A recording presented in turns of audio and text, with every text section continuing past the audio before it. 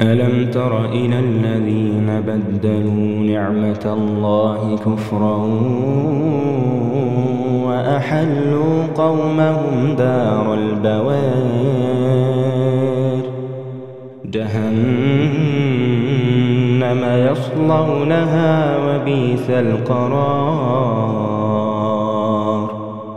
وجعلوا لله أندادا ليضلوا عن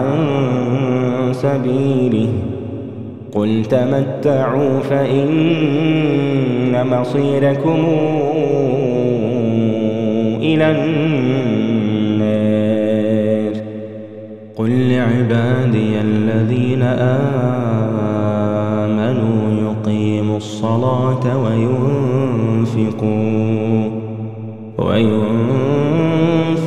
مما رزقناهم سرا وعلانية من قبل أن ياتي يوم لا بيع فيه ولا خلال الله الذي خلق السماوات والأرض وأنزل من السماء ماء فأخرج به من الثمرات رزقا لكم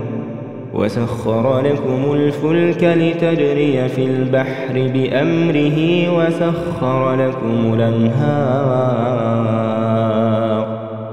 وسخر لكم الشمس والقمر دائبين وسخر لكم الليل والنهار وآتاكم من